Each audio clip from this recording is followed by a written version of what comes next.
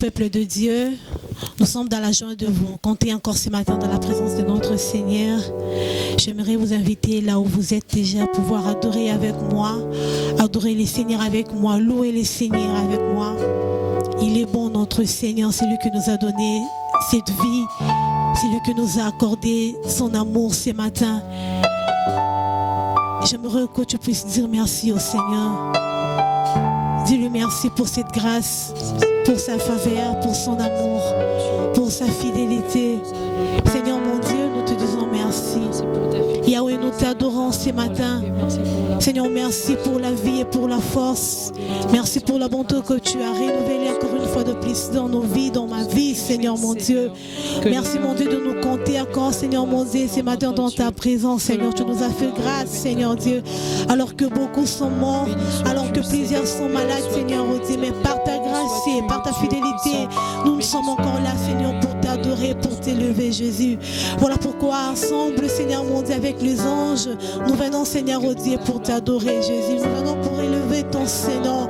Nous venons pour te dire, Seigneur mon Dieu, que tu es le Dieu fidèle. Seigneur, merci pour ton amour. Merci pour ta grâce, éternel Dieu. Donc, que tu donnes un chant, Seigneur mon Dieu. Nous serons toujours là, Seigneur, pour t'adorer. Reçois notre adoration, Seigneur. Reçois notre adoration, Jésus. Reçois la louange, l'honneur. Reçois, Seigneur, tout est pour toi, Jésus. Rends-toi, Seigneur, au Dieu, ce matin. Rends-toi, nous voulons, Seigneur, que personne soit élevé que toi, Seigneur. Car la Bible dit que tu te partages, Seigneur, à personne, Jésus, mon Dieu, ta gloire. À toi l'honneur, Jésus. À toi l'honneur et la gloire, Seigneur. À toi l'honneur et la gloire. Tant que tu donnes un chant, Seigneur, je te donnerai, Seigneur mon Dieu, mes louanges.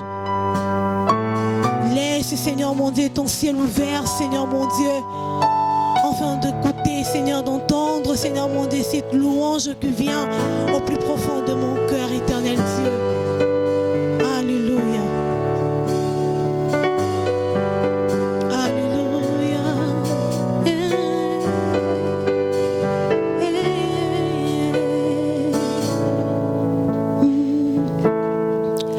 La grande prière qui monte dans mon cœur, garde ton ciel ouvert sur moi. Fais de moi un vase pour ta gloire et que ma vie te plaise à jamais. Chaque jour je demeure à tes pieds pour t'offrir ma vie en sacrifice, comme un parfum de bonne odeur qui s'offre chaque instant à chaque heure. Tant que tu donnes un chant, je te donne mes louanges. Je promets à chaque instant de te chanter avec les anges. Tant qu'il y aura la vie dans ces corps mortels, je ne cesserai pas de t'adorer.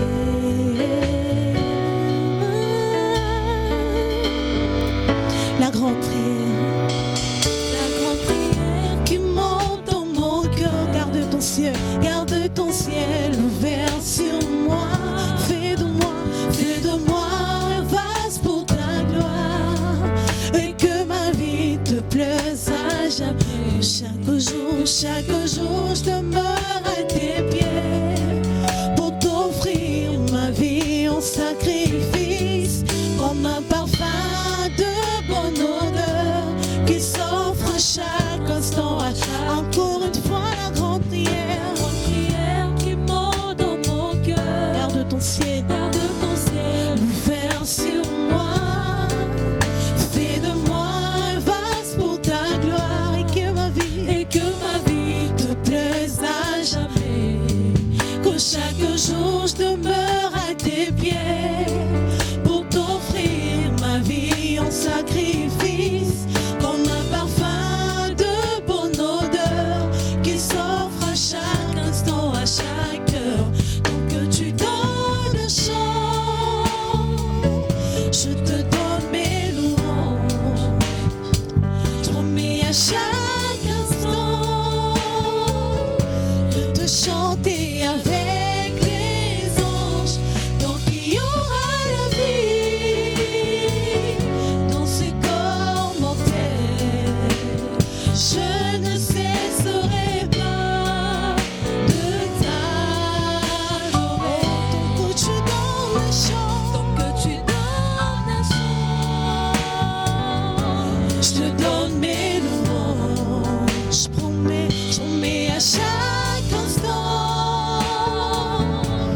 de chanter avec les anges, tant qu'il y aura la vie dans ce corps mortel.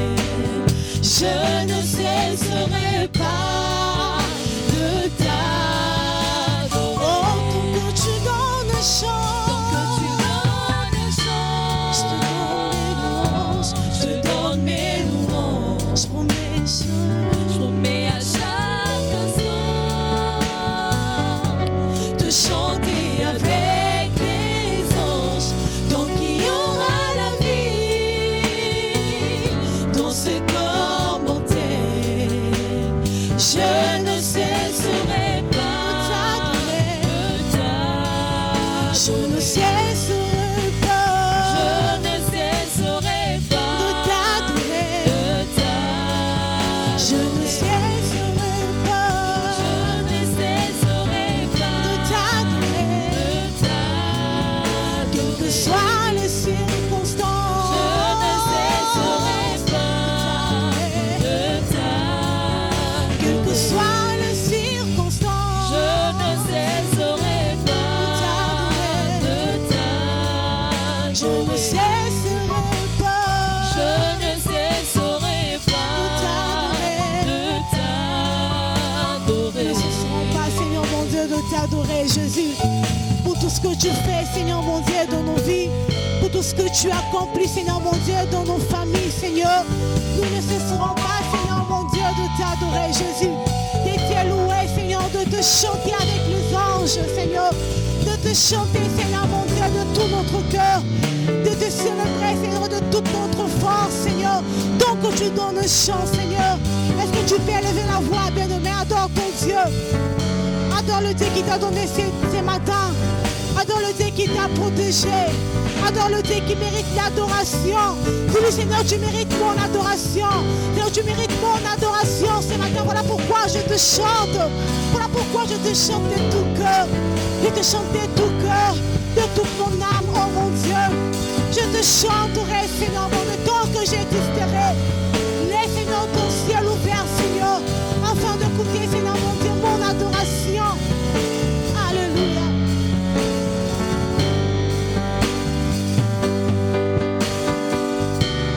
Alléluia. De t'adorer, Seigneur. Je ne cesserai pas, Seigneur, de t'élever. Je ne cesserai pas de t'adorer, Seigneur. Alléluia. Je ne cesserai pas de t'adorer. Seigneur, je ne cesserai pas. Je ne cesserai pas de t'adorer. Je ne cesserai pas. Je ne cesserai pas de t'adorer. Je ne cesserai pas. Je ne cesserai pas de t'adorer. Je ne cesserai pas. Je ne cesserai pas de t'adorer. Dis-lui encore. Dis-lui ce matin, Seigneur, que je ne cesserai pas, Seigneur, de t'adorer. Pour tout ce que tu fais dans ma vie, pour tout ce que tu fais dans ma famille, dans mes études. Le Dieu qui t'a donné la vie, le Dieu qui t'a protégé, bien-aimé, alors que d'autres sont morts pendant ces moments que nous venons de passer. D'autres sont morts, mais toi, le Seigneur a voulu que tu sois là. Est-ce que tu peux élever le nom de Jésus? Est-ce que tu peux l'élever ce matin? Dis-lui merci pour cette vie. Dis-lui merci pour cette force. Je ne cesserai pas, Seigneur, de t'adorer. Reçois mon adoration, tendre Père. Reçois mon adoration, Jésus. Je suis reconnaissante, Seigneur, devant toi. Je suis très reconnaissante, Seigneur, pour tout ce que tu fais. Pour tout ce que tu as accompli, Seigneur. Pour tout ce que tu as accompli dans ma vie. Ne t'arrête pas, bien-aimé, élève le Dieu. Élève celui qui mérite l'adoration de ton cœur. Il y a d'autres dieux, mais qui ne sont pas adorables. Il y a d'autres dieux qui ne sont pas adorables. Le seul et l'unique qui est digne de t'adorer, c'est notre Seigneur. C'est notre Seigneur. Élève la voix, dis-lui merci. Remercie le Seigneur. Tu es digne, Seigneur, mon Dieu. Remercie le Seigneur. Tu es digne, Seigneur, Je veux n'être qu'à toi, Seigneur, ce matin. J'aimerais rester, Seigneur mon Dieu, dans ta présence, Seigneur, pour t'adorer. Je ne veux pas, Seigneur, quitter ta présence. Seigneur, t'adorer, te lever, Seigneur. Non pour ce que tu donnes, Seigneur, mais pour ce que tu es, Jésus. Ce que tu es, Seigneur, Seigneur, mon Dieu, pèse tellement. Voilà pourquoi, Seigneur, je dois t'adorer. Reçois de moi, Seigneur, mon adoration.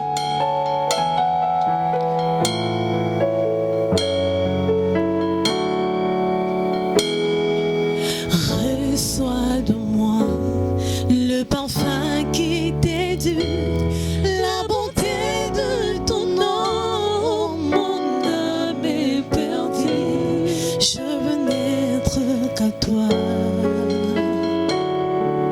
Jésus, je t'aime. Alléluia.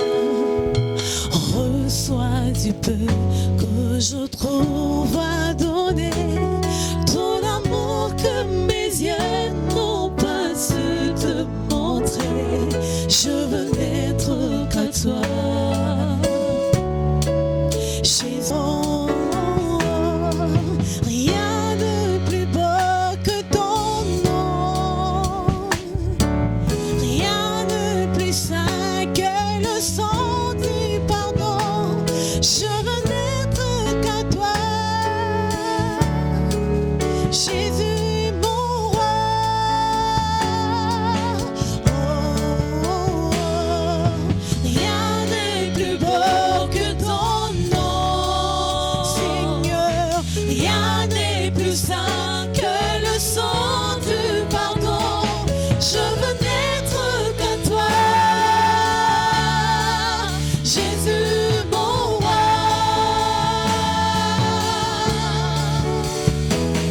Je veux n'être qu'à toi, Seigneur. Je veux n'être qu'à toi, Seigneur. Je veux n'être qu'à toi, Seigneur. Rester, Seigneur mon Dieu, chaque jour, Seigneur. Donne ma vie, Seigneur mon Dieu, pour t'adorer.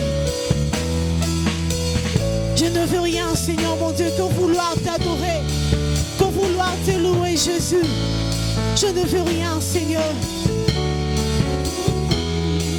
Je ne veux rien que vouloir te louer, adorer ton Saint-Nom et ta fidélité.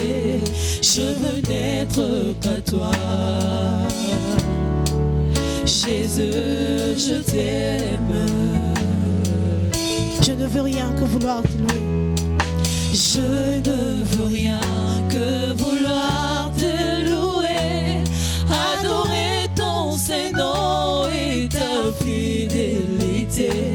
Je veux n'être que toi, Jésus, je t'aime. Oh, oh, oh. Rien n'est plus beau que ton nom, rien n'est plus saint que le sang du pardon. Je veux n'être que toi, Jésus mon roi. Rien de plus beau, rien n'est plus beau que ton nom, Rien de plus saint. rien n'est plus saint que le sang du pardon. Je veux n'être qu'à toi, je veux n'être qu'à toi, je veux n'être qu'à toi, je veux n'être qu'à toi, Jésus mon roi. Oh, nous voulons être qu'à toi, Seigneur, oh Dieu. Nous voulons être qu'à toi, Seigneur. Reçois l'adoration, Jésus. Oh, reçois l'adoration. Reçois l'adoration. Tu es le roi de gloire, notre victoire. Digne es-tu, Seigneur, Emmanuel. Reçois l'adoration. Reçois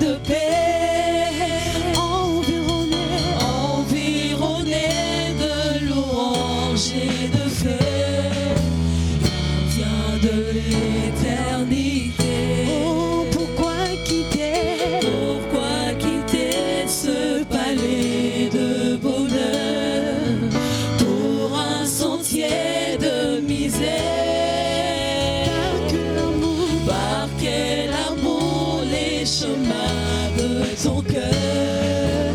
En su trouver nos prières. Reçois l'adoration. Tu es le roi de gloire, notre victoire. Digne es-tu, Seigneur. Emmanuel. Reçois l'adoration. Reçois l'adoration. Tu es le roi de gloire, notre victoire. Digne es-tu, Seigneur. Emmanuel.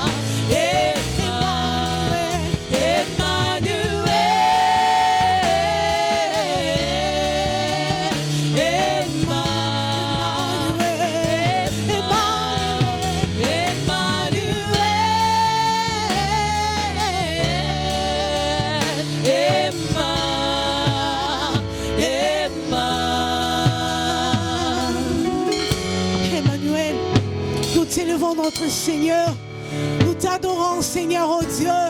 Emmanuel, le Dieu qui est parmi son peuple, le Dieu qui agit, Seigneur, au milieu de son peuple, c'est toi, Seigneur. Nous t'adorons, Seigneur, toi qui es en ce lieu, Jésus. Nous t'élevons, Seigneur, oh Dieu. Nous t'adorons, notre Dieu, Emmanuel, le Dieu qui descend avec la force de Jésus-Christ. Nous t'adorons, et Dieu. Nous t'élevons, notre Emmanuel. Nous te célébrons ce dimanche. Nous t'élevons, Seigneur, oh Dieu. Nous t'élevons, Jésus.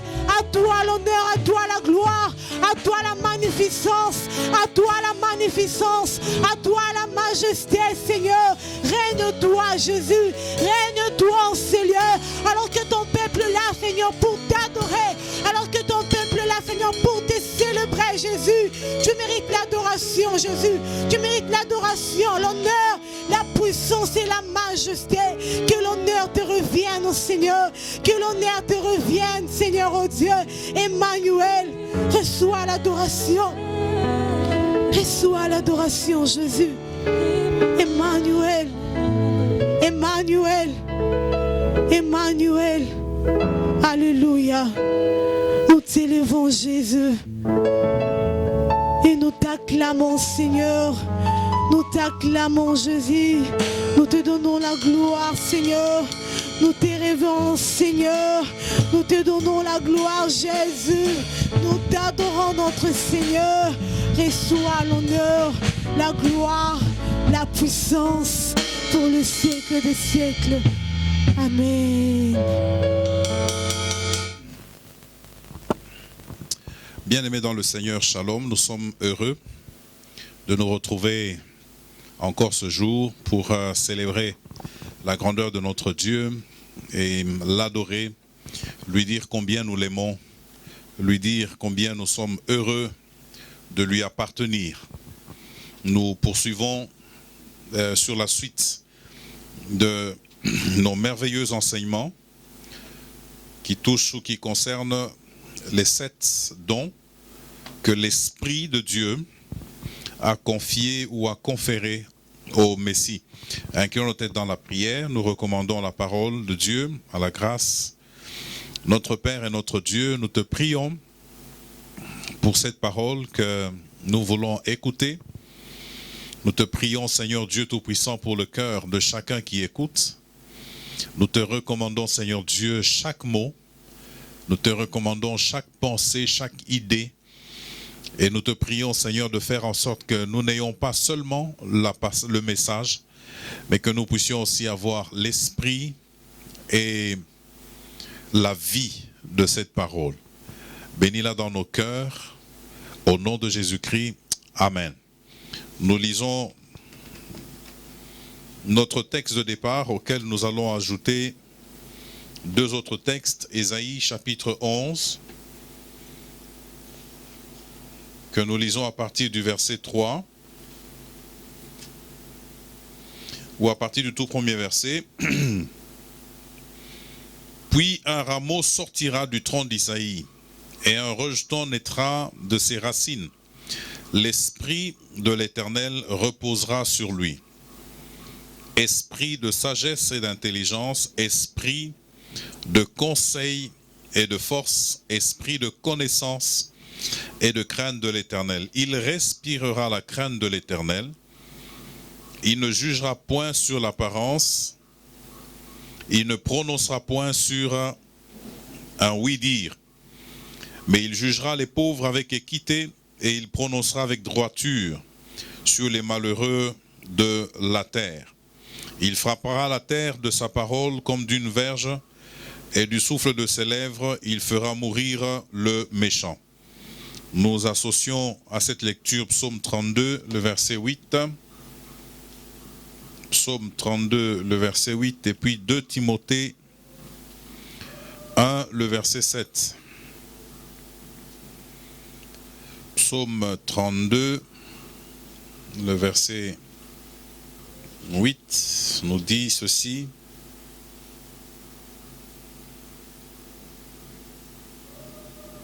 Je t'instruirai et te montrerai la voie que tu dois suivre.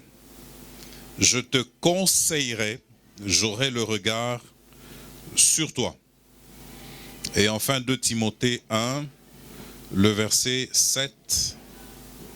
2 Timothée 1, le verset 7. Il nous est dit ceci. Car ce n'est pas un esprit de timidité que Dieu nous a donné, mais un esprit de force, d'amour et de sagesse. Un esprit de force, d'amour et de sagesse. Aujourd'hui, nous voyons ensemble le conseil et la force. Un esprit qui donne le conseil, l'esprit qui donne le conseil et qui donne la force. N'est-ce pas? En français courant, le mot conseil est traduit par aptitude à décider. N'est-ce pas? Aptitude à décider. L'Esprit de Dieu sur le Messie, l'Esprit de Dieu sur nous aujourd'hui, nous conseille. Il nous donne des conseils. Il nous instruit pour nous amener à prendre les bonnes décisions et pour nous amener à prendre la bonne direction. Parce que sans le conseil de Dieu, sans le bon conseil, on le verra plus tard, il n'est pas possible que l'on ait les bonnes attitudes, qu'on prenne les bonnes décisions et que on aille dans la bonne direction. C'est ce conseil, n'est-ce pas, sur le Messie qui lui permettra ou qui lui a permis de prendre les bonnes décisions et d'aller dans la bonne direction. Aujourd'hui encore, dans ce monde, n'est-ce pas, en perdition, nous avons besoin que l'Esprit de Dieu nous donne les conseils dont nous avons besoin pour prendre les bonnes décisions et pour aller dans la bonne direction. Il arrive souvent que nous prenions les mauvaises décisions, poussées ou inspirées par de mauvais conseils, n'est-ce pas? Sans un bon conseil, eh bien, on va dans la mauvaise direction. Sans un bon conseil, eh bien, on n'arrive pas à un résultat correct. On ne prend pas les bonnes directions. On a besoin, jour après jour, d'être conseiller, n'est-ce pas? De recevoir des instructions de la part de Dieu pour nous aider à prendre la bonne direction et à prendre les bonnes décisions. Plusieurs ont échoué dans la vie parce que tout simplement, ils n'ont pas écouté, ils n'ont pas reçu le conseil de Dieu. Plusieurs n'ont pas atteint le maximum de leur potentiel parce que tout simplement, ils n'ont pas reçu de bons conseils. Ou lorsqu'ils ont reçu de bons conseils, ils n'ont pas suivi ces conseils. Ils n'ont pas écouté le conseil. Eh bien, le conseil qui vient de l'Esprit, j'aimerais nous dire avant d'avancer que lorsque l'Esprit de Dieu nous conseille ou Dieu nous conseille, il aimerait trouver en nous, n'est-ce pas, premièrement, la capacité à écouter, n'est-ce pas, la voix de Dieu ou la voix de l'Esprit, et deuxièmement, la capacité à obéir. Souvent, nous sommes remplis de nos propres opinions. Nous sommes remplis de nos convictions. Nous sommes tellement remplis de nos convictions et de nos opinions qu'il n'y a pas de place pour les conseils qui viennent de Dieu. Il n'y a pas de place pour les conseils qui viennent de la parole de Dieu. Que de mariages brisés, que de bonheur détruit parce qu'au départ, on n'a pas écouté les conseils de Dieu. On ne s'est pas laissé conduire par les conseils de Dieu.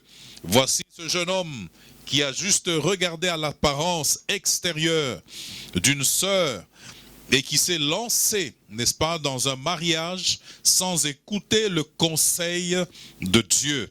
Il se peut que ça tienne, plus ou moins bon, mais assez souvent, ça finit mal. Pourquoi? Parce que l'on n'a pas écouté le conseil, n'est-ce pas, de Dieu.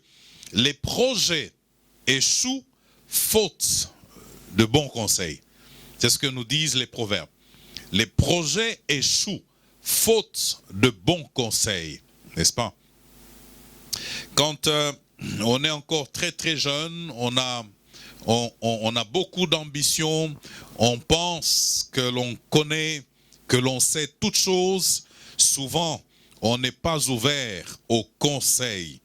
On veut expérimenter ce que l'on pense. On veut aller dans le sens que l'on désire. Parce que nous pensons que ce que nous pensons, ce que nous croyons, ou la direction que nous voulons prendre est la bonne. Voilà pourquoi j'aimerais insister sur le verbe écouter. N'est-ce pas? Avant que nous ne puissions aller plus loin, écouter. Être disposé à écouter, être disposé à obéir, être disposé à écouter, être disposé à obéir, n'est-ce pas? Les conseils, nous allons le voir un peu plus tard, ils peuvent nous venir de plusieurs sources possibles, n'est-ce pas? Et nous allons y arriver un peu plus tard. Il y a des conseils qui peuvent nous venir des hommes, n'est-ce pas? Voyons-le tout de suite. Il y a des conseils qui peuvent nous venir des hommes, n'est-ce pas? Les hommes, les autres peuvent nous conseiller. Vous pouvez voir par exemple, c'est un exemple dans 1 Roi 12, au verset 8, n'est-ce pas? L'exemple d'un conseil humain, n'est-ce pas? Nous recevons des conseils de ceux qui sont plus âgés, qui ont plus d'expérience. Nous recevons des conseils de nos parents à travers l'éducation, n'est-ce pas, que l'on nous donne. Je me rappelle encore qu'il m'a été dit que lorsque tu arrives dans un lieu, ne t'empresse pas de prendre la parole. Ne fais pas celui qui connaît tout. Prends le temps d'écouter, n'est-ce pas? Prends l'atmosphère, la température du milieu où tu te trouves afin de pouvoir parler. Parce que le plus souvent, ce qui arrive, c'est que celui qui parle sans avoir écouté, celui qui parle sans avoir observé, peut facilement dire des choses qui n'ont pas de sens ou des choses totalement inutiles, c'est des conseils que nous recevons, que nous avons reçus, n'est-ce pas, de nos parents. Ça fait partie de l'éducation que nous recevons, n'est-ce pas, l'éducation qui dit « respecte celui qui est plus âgé ». C'est un conseil, n'est-ce pas, et lorsque j'écoute, j'apprends à respecter celui qui est plus âgé.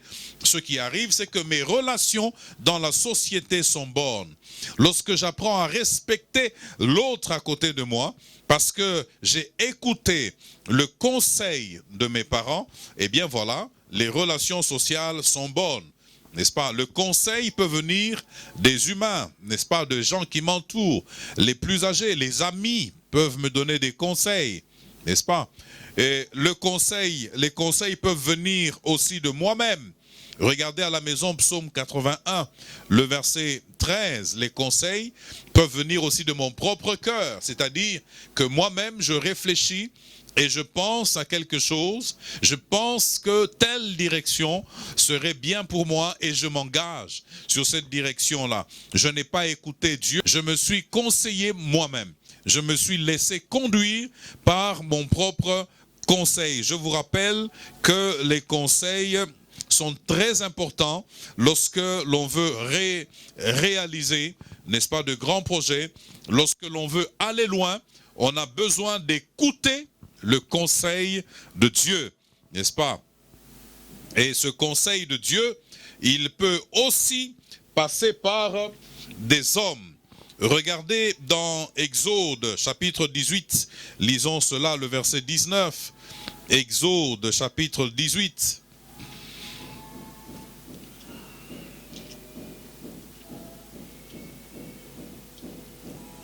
Exode 18, le verset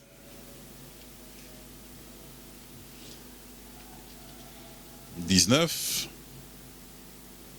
C'est Jéthro, le beau-père de Moïse, qui donne un conseil de management, un conseil de leadership à Moïse. Pourtant Moïse, l'ami de Dieu, qui parlait face à face avec Dieu, n'est-ce pas, avait quand même besoin que quelqu'un de plus averti que lui donne un conseil sur la manière de gérer, n'est-ce pas, le peuple.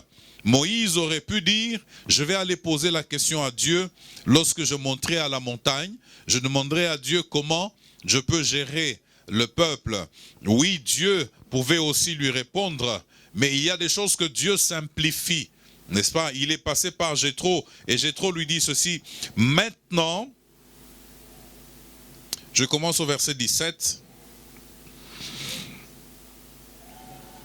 Le beau-père de Moïse lui dit, non, c'est mieux que nous commencions au départ. Le lendemain, verset 12, 13, Moïse s'assit pour juger le peuple.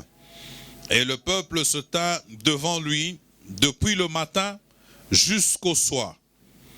Le beau-père de Moïse vit tout ce qu'il faisait pour le peuple. Et il dit, que fais-tu là avec ce peuple?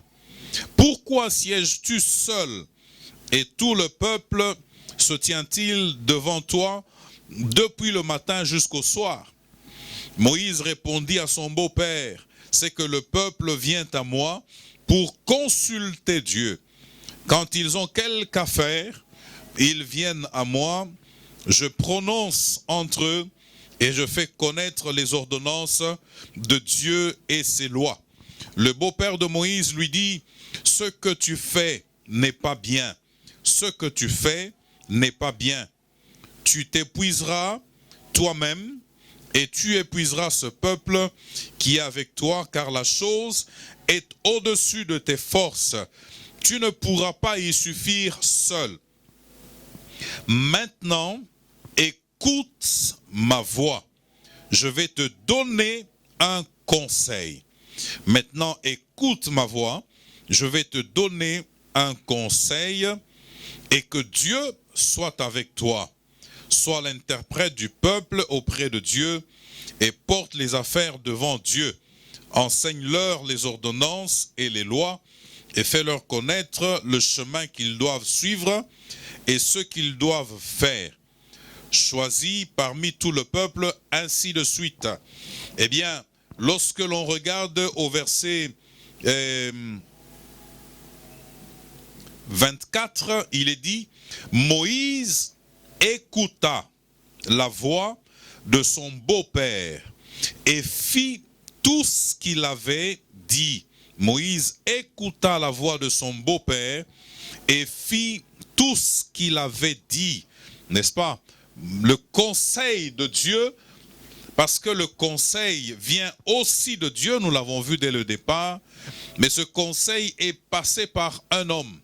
Ce conseil est passé par Jéthro, n'est-ce pas, qui lui a donné un très beau conseil, une très belle instruction de leadership.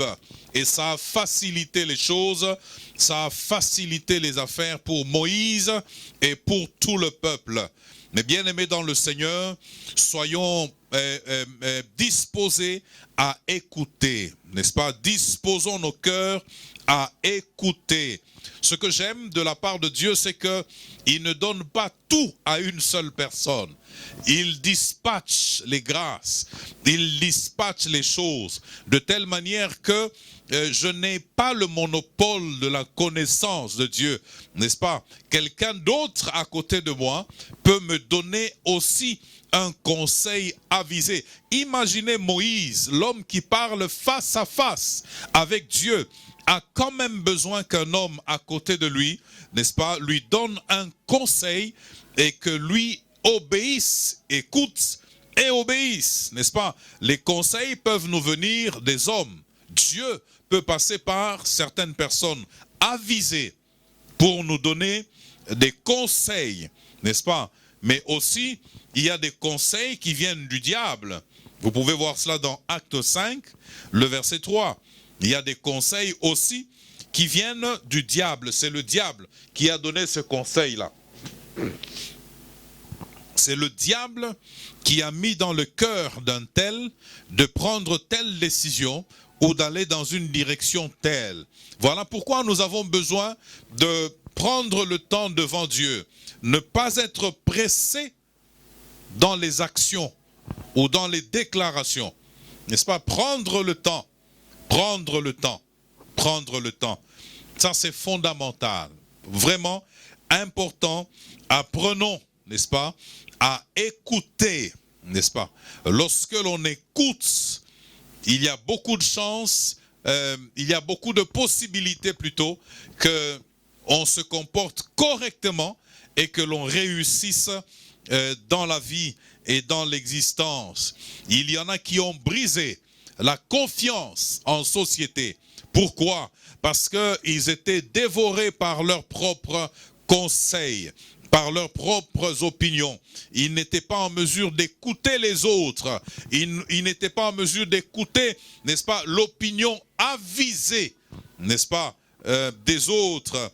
Je me souviens toujours que mon pasteur aimait à dire que celui qui prend les armes pour aller au combat ne doit pas se glorifier. Il ne doit pas se sentir supérieur à celui qui dépose les armes, n'est-ce pas? C'est-à-dire que celui qui dépose les armes vient déjà du combat. Il vient déjà de la guerre. Cela veut dire qu'il a une expérience. C'est-à-dire que celui qui commence dans la vie, n'est-ce pas, a besoin de s'appuyer des fois sur l'expérience de ceux-là qui sont déjà passés par là. L'expérience de ceux qui peuvent donner des conseils avisés. Oui, il est vrai qu'il y a ceux-là qui ont une expérience négative, n'est-ce pas? C'est comme vous allez demander à une maman qui a connu le divorce 3 fois de donner un conseil, n'est-ce pas, à une jeune mariée. Il se peut que le conseil qu'elle donne soit un mauvais conseil. Un mauvais conseil un conseil tiré de ses expériences négatives. Un conseil tiré de ses échecs, n'est-ce pas? Gloire à Dieu. Et voilà donc qu'il y a des conseils qui sont inspirés par le diable, n'est-ce pas? Le diable lui-même met dans le cœur un mauvais conseil, un très mauvais conseil. Voilà pourquoi je répète, nous ne devons pas être pressés d'agir. Nous ne devons pas être pressés de parler. Nous devons prendre le temps, écoutez, écoutez. Ceux qui réussissent ne sont pas toujours ceux-là qui prennent les initiatives, les bonnes initiatives. Une initiative n'est bonne que dans la mesure où l'on a pris le temps d'écouter, n'est-ce pas?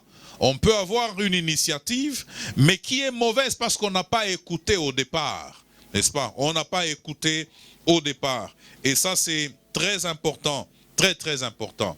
Lorsque l'on est dans l'église, on a besoin du conseil de ceux-là qui sont avancés dans les choses de Dieu, qui peuvent nous montrer comment avancer.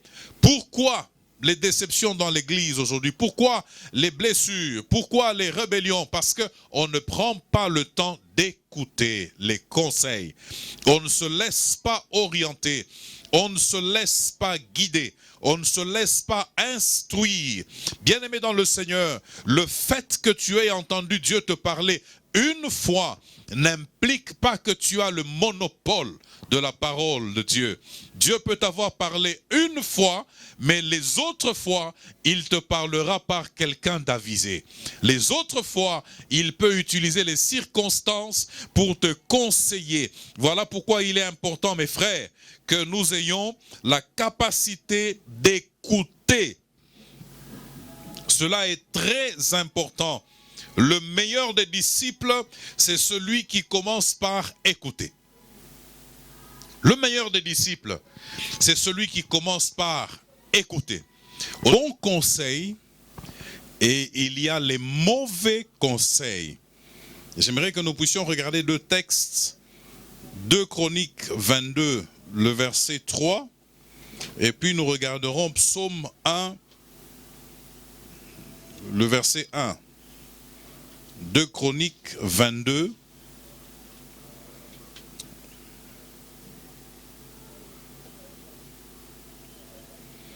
Il est dit, il marcha dans les voies de la maison d'Akab, car sa mère lui donnait des conseils impies.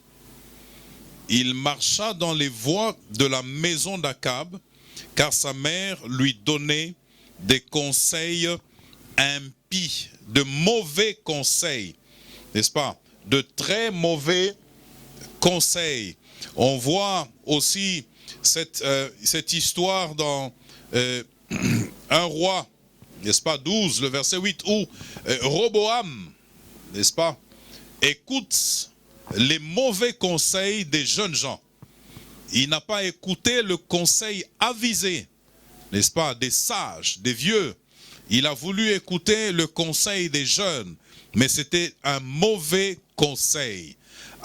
Parce qu'il a écouté le mauvais conseil, le résultat, ça a été la division du royaume. Il a perdu la plus grosse partie du royaume. Il n'en a gardé qu'un petit morceau, n'est-ce pas? Même si on dira que, bon, Dieu, il avait déjà prononcé cela, mais sa capacité à écouter les mauvais conseils n'a fait que confirmer une disposition, n'a fait que confirmer un jugement. Donc il y a les bons conseils, mais il y a aussi les mauvais conseils, les très mauvais conseils, n'est-ce pas? Ce n'est pas parce qu'un conseil est humainement bien, n'est-ce pas, que Dieu l'approuve, n'est-ce pas? Ça peut être un conseil humainement bien, mais Dieu n'approuve pas ça. N'est-ce pas? Dieu n'approuve pas, c'est un mauvais conseil. N'est-ce pas? Il y a ce conseil qui est dans la culture, notre culture ici chez nous à Kinshasa, qui dit, écoute, quand tu vas, on dit à la jeune fille, quand tu vas te marier, souviens-toi que tu es en mission, tu dois travailler pour ta famille qui est restée.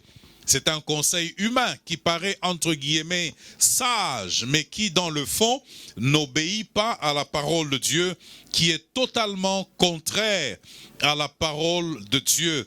N'est-ce pas? On a entendu ce conseil qui disait à tous ceux qui étaient en position d'obtenir un peu d'argent, on leur a donné le conseil, écoutez, profitez autant que possible là que vous vous trouvez pour vous enrichir. Si vous laissez passer cette occasion, eh bien voilà, vous risquez de mourir pauvre. Mais ce n'était pas un bon conseil parce que finalement, en cherchant à s'enrichir, plusieurs ont volé, plusieurs ont détourné, plusieurs ont fait de très mauvaises choses, n'est-ce pas? Ne nous laissons pas induire en erreur par les mauvais conseils. Le conseil par excellence, c'est le conseil de Dieu, n'est-ce pas? Le conseil par excellence, c'est le conseil de Dieu, n'est-ce pas? Et ce conseil de Dieu passe en majorité par sa parole, n'est-ce pas? Il passe en majorité par sa parole. Oui, Dieu parle par les songes, n'est-ce pas? Je vais y arriver tout à l'heure. Aussi par les visions, je vais y arriver tout à l'heure. Mais j'aimerais nous dire qu'il y a les bons conseils, mais il y a aussi les mauvais conseils. Privilégions, n'est-ce pas, les conseils de Dieu. Passons le temps à bien écouter Dieu, n'est-ce pas? Et lorsque on sait écouter Dieu, on sait discerner la voix de Dieu, on pourra même, n'est-ce pas, discerner à travers les conseils qui nous arrivent des humains, on pourra discerner qu'un tel conseil est un bon conseil ou un tel autre conseil est un mauvais conseil, un très mauvais conseil, n'est-ce pas?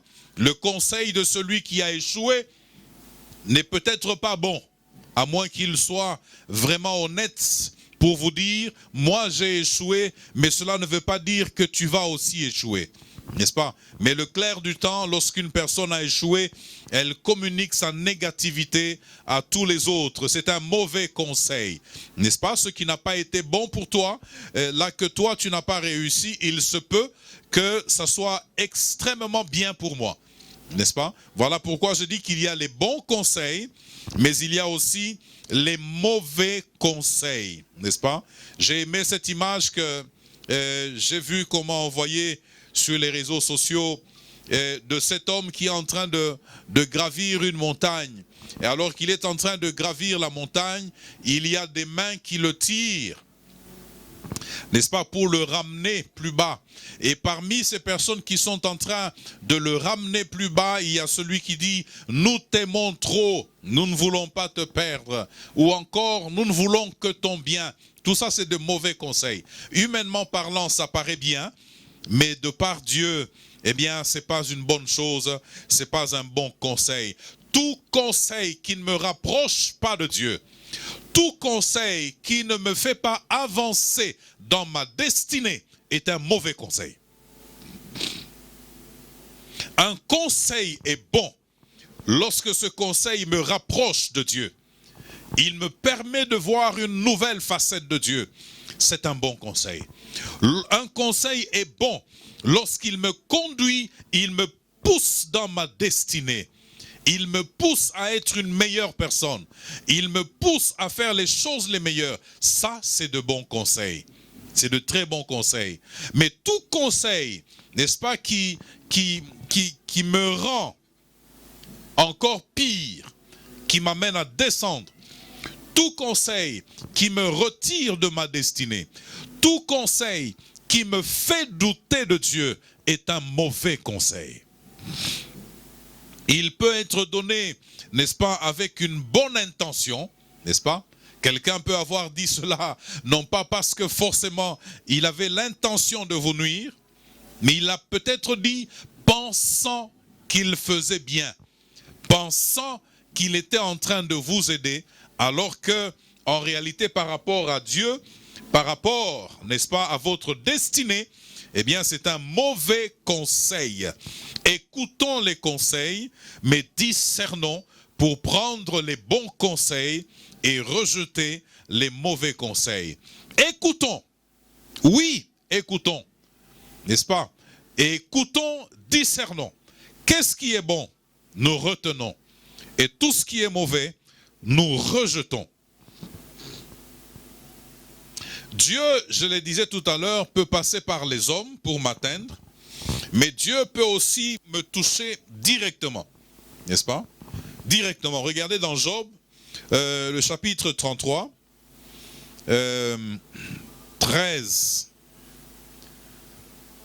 33, 15 à 18, excusez-moi. Regardez aussi Psaume 16, j'aimerais que nous puissions quand même lire. Job 33.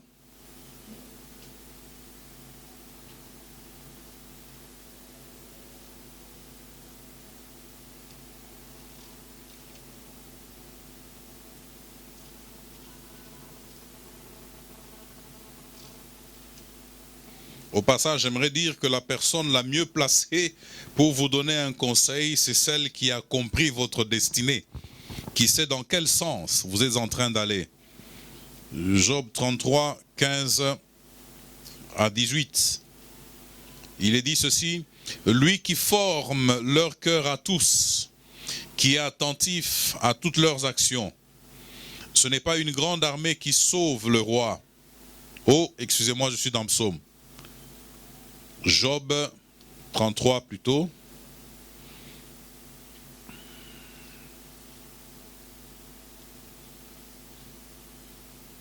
Job 33 à partir du verset 15, il est dit, je commence au verset 14. Dieu parle cependant tantôt d'une manière, tantôt d'une autre, et l'on n'y prend point garde. Il parle par des songes, par des visions nocturnes, quand les hommes sont livrés à un profond sommeil. Quand ils sont endormis sur leur couche, alors il leur donne des avertissements et met le sceau à ses instructions afin de détourner l'homme du mal et de le préserver de l'orgueil, afin de garantir son âme de la fosse et sa vie des coups du glaive. Dieu nous parle à travers les songes et à travers les visions. Quoique là, il est important que nous puissions apporter ce petit quelque chose pour dire que nous ne devons pas tomber systématiquement, n'est-ce pas, dans l'interprétation de tout songe que je vois, n'est-ce pas? Je n'interprète pas tous les songes que je vois, parce qu'il y a des songes que je vois qui n'ont rien de Dieu. Hein, ça n'a rien à voir avec Dieu.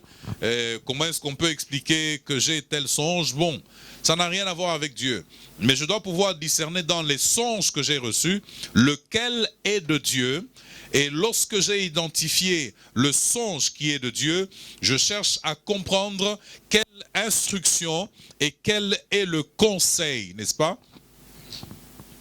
Parce que vous voyez que là, dans un songe, Dieu, il donne ses instructions, il avertit, n'est-ce pas? Il est dit au verset 16, alors il leur donne des avertissements. Il met le sceau à ses instructions. Regardons Psaume 16, le verset 7.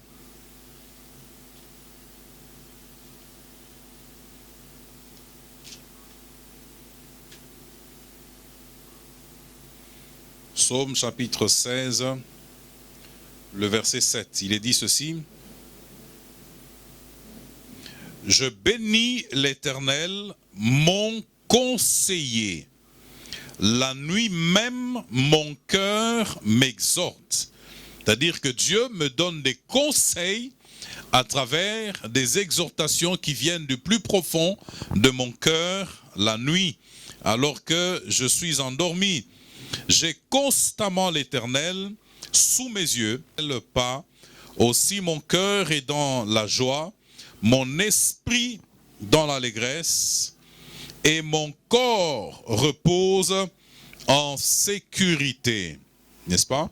Dieu peut donc m'atteindre directement, sans passer par une personne. Il peut venir à moi directement à travers un songe, à travers une vision nocturne, mais aussi spécialement à travers les Écritures. C'est une mine inépuisable, inestimable, les Écritures, n'est-ce pas? C'est une mine inépuisable, inestimable, n'est-ce pas? vers les années 91-92, lorsque je lisais la Bible, je la comprenais d'une certaine manière. Mais aujourd'hui, lorsque je lis la Bible, les mêmes versets, n'est-ce pas, me livrent des profondeurs encore plus grandes. Voilà pourquoi je dis que c'est une mine inépuisable, n'est-ce pas, et un trésor inestimable. Dieu nous parle spécialement à travers les Écritures. Je veux décourager encore ici la paresse spirituelle, n'est-ce pas, qui fait que nous ne voulons fournir aucun effort de vie de prière, aucun effort de méditation de la parole de Dieu, mais on veut juste entendre quelqu'un dire « Dieu m'a fait voir ceci sur toi, Dieu m'a dit ceci sur toi ». Je décourage cela au plus haut point. Oui, ça peut être très utile à des moments précis, mais lorsque toute ma vie durant, je n'attends que ce que les gens viennent me dire que Dieu a dit sur moi, eh bien je suis le plus malheureux. Je suis un chrétien malheureux. Je répète et je le répéterai toujours, je ne me fatiguerai pas de le répéter. Je prie pour que chaque enfant de Dieu, dans cette église et partout ailleurs dans les églises chrétiennes, ait un contact personnel avec le texte biblique, un contact encadré. J'insiste là-dessus, un contact encadré. Ça, c'est important. Le fait d'écouter le conseil de Dieu et de marcher justement selon son conseil fait de nous des hommes et des femmes sages. N'est-ce pas? L'autre côté, celui qui me regarde marcher, il voit en moi la sagesse. Il peut se dire, ça c'est un homme sage. Il peut se dire, ça c'est une femme sage. Pourquoi? Parce que j'écoute le conseil de Dieu. Je me laisse instruire par Dieu et je marche selon ce conseil. J'obéis, n'est-ce pas, à ce conseil. Alors, nous allons dire quelque chose en rapport avec la force, un esprit de conseil et de force. Non seulement l'Esprit de Dieu, n'est-ce pas, non seulement l'Esprit Saint donne le conseil, mais il donne aussi la force spirituelle, n'est-ce pas? Il nous donne aussi la force spirituelle. Ce n'est pas d'abord la force physique. Quoique la force physique, elle peut être salutaire. Par moment, la force physique est salutaire. Je me rappelle encore d'un travail de délivrance que nous avons réalisé sur un jeune homme, ou dans la vie d'un jeune homme, qui était déjà naturellement élancé et corpulent. Déjà là, par rapport à moi, il était beaucoup plus élancé et beaucoup plus corpulent. Et voilà que nous devions faire ce travail de délivrance dans une salle où il y avait des pierres, où il y avait des matériaux de construction. Juste au moment où nous commençons à chasser le démon, et le démon s'agite, il soulève le garçon, et le garçon se met à ramasser tout ce qu'il y a dans la salle pour le jeter sur nous qui étions en train de prier pour la délivrance de ce jeune homme. N'eût été parmi nous un frère, n'est-ce pas, autant élancé que lui et autant costaud que lui, eh bien, nous n'aurions jamais réussi à faire ce travail de délivrance. Parce que naturellement, chacun, pour éviter d'être blessé, avait tendance à quitter la salle. Et si nous avions tous quitté la salle, ce qui aurait pu arriver à ce moment-là, c'est que le jeune homme serait alors sorti de la salle, dans cet état-là, agité par un démon, il aurait fait des dégâts à l'extérieur. Et dans ce genre de conditions, un travail de délivrance pouvait se terminer par quelque chose de beaucoup plus dramatique. Il aurait pu peut-être blesser, ou le diable aurait saisi ce moment-là pour le transformer effectivement en fou furieux. Mais gloire soit rendue à Dieu parce que nous avions parmi nous un frère costaud, élancé, très fort, et saisi par l'Esprit de Dieu. Eh bien, il a fait fonctionner sa force physique. Il a maîtrisé, n'est-ce pas, ce jeune homme habité et agité par un démon. Et nous avons fini le travail de délivrance dans ces conditions-là. Le gars était maîtrisé au sol par quelqu'un de physiquement fort. Donc oui, la force physique peut être très importante, mais il n'est pas singulièrement question de la force physique ici. Il est singulièrement question de la force spirituelle, n'est-ce pas? La force spirituelle qui nous permet premièrement de servir le Seigneur, n'est-ce pas? La force spirituelle qui nous permet de résister aux assauts du diable, aux assauts de l'ennemi. Regardez à la maison dans Lamentation, le chapitre 1 et le verset 6. La force spirituelle nous permet de résister aux assauts de l'ennemi, aux assauts du diable. Lorsque nous sommes sans force spirituelle, l'ennemi nous maîtrise sans grande difficulté et il fait de nous ce que bon lui semble. Nous avons besoin que l'Esprit de Dieu nous donne la force spirituelle pour que nous puissions faire face à l'ennemi, que nous puissions confronter l'ennemi. N'est-ce pas? Et sachez au passage que la force spirituelle nous quitte lorsque nous laissons le péché dominer sur nous. La force spirituelle s'en va lorsque le péché domine sur nous. N'est-ce pas? Regardez à la maison dans Deutéronome, le chapitre 28 et le verset 32. N'est-ce pas? La force spirituelle s'en va. Pourquoi?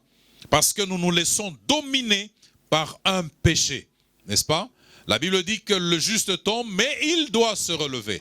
On ne favorise pas la chute, mais nous encourageons à travers les Écritures celui qui est tombé à se relever, n'est-ce pas? À être encadré et à avancer. Parce que lorsque vous persistez dans le péché, vous êtes spirituellement faible. Il peut vous arriver des choses auxquelles vous ne pouviez jamais penser. N'est-ce pas? Gloire soit rendue au Seigneur. Quand nous sommes faibles, c'est alors que la puissance de Dieu se manifeste. La force nous arrive lorsqu'humainement parlant, nous sommes dépouillés, nous sommes vidés de nous-mêmes et nous nous attendons désormais à Dieu. C'est de cette faiblesse-là qu'il s'agit. Il n'est pas dit, voilà, je n'arrive pas à prier tous ces temps-ci, je suis faible. Non, c'est pas ça.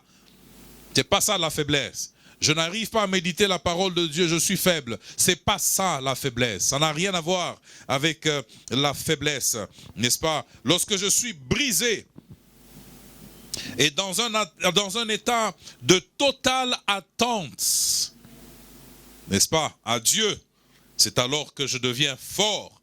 La force de Dieu se manifeste en moi, comme le dit l'apôtre Paul dans 2 Corinthiens 12, le verset 10. N'est-ce pas? Lorsque je suis faible, alors je suis fortifié. Je suis fort de la force de Dieu. Parce que la puissance de Dieu, elle trouve tout son accomplissement dans ma faiblesse. N'est-ce pas? Lorsque je me sens moi-même fort de par moi-même, je me sens fort parce que je connais, je me sens fort parce que je suis en bonne santé, je me sens fort parce que je compte sur moi-même, je me sens fort parce que j'estime que de moi-même je peux, eh bien à ce moment-là, c'est le désastre, c'est le chaos. Mais lorsque je suis brisé et que je m'attends à Dieu et que je dépends de Dieu et que je n'ai plus que lui, c'est alors que je suis fortifié en moi-même. Et Paul peut dire alors, lorsque je suis faible, c'est alors que je suis fort. Quand je suis faible, c'est alors que je suis fort. L'Esprit nous donne la force spirituelle dont nous avons besoin. Vous savez, pour réaliser certains objectifs, pour faire fonctionner certains projets, nous avons besoin de la force spirituelle. N'est-ce pas? Nous avons besoin spirituellement d'être forts. Pour nous engager sur certaines voies, nous avons besoin d'être spirituellement forts. N'est-ce pas? Il y a plusieurs projets qui n'aboutissent pas. Il y a des visions qui ne viennent pas au jour. Pourquoi? Parce qu'il n'y a pas la force spirituelle pour amener ces choses à l'existence. C'est cette parole, je pense à cette parole qui dit, les enfants sont sur le point de naître mais il n'y a point de force pour enfanter. N'est-ce pas? Il y a des visions qui ne viennent pas à la lumière, qui ne viennent pas dans ce monde, parce qu'il n'y a pas de force. Celui qui a la vision n'a pas de force spirituelle pour donner naissance à sa vision, pour donner naissance à son projet. L'Esprit de Dieu nous donne la force spirituelle dont nous avons besoin pour servir le Seigneur, n'est-ce pas? Pour accomplir notre destinée, pour accomplir des visions, pour mettre en œuvre des projets. Plusieurs commencent un projet et ils voient tellement d'opposition que dans leur faiblesse, ils ferment le projet. Pourtant, plusieurs étaient des projets excellents. Mais parce qu'il n'y a pas de force spirituelle, il n'y avait pas de force spirituelle, eh bien ces projets sont restés invisibles. Regardez avec moi Job 12, 13 pour finir. Ce verset dit, « En Dieu réside la sagesse et la puissance. Le conseil et l'intelligence lui appartiennent. Ce qu'il renverse ne sera pas. Ce qu'il enferme ne sera point délivré. En Dieu réside le conseil et l'intelligence. En Dieu réside la sagesse et la puissance. » Puisse Dieu bénir cette parole dans nos cœurs. Vous savez que nous avons quitté l'état d'urgence et nous attendons justement le moment opportun pour reprendre avec nos célébrations normales. Inclinons nos têtes dans la prière. Prions par rapport à cette parole. Prions tous ensemble. Prions tous ensemble. Père de gloire, nous te recommandons cette parole. Nous la bénissons au nom de Jésus. Que l'esprit et la vie de cette parole soient le partage de chacun. Souviens-toi des faibles, souviens-toi des malades, souviens-toi de ceux qui sont troublés. Manifeste ta grâce au nom de Jésus-Christ. Amen.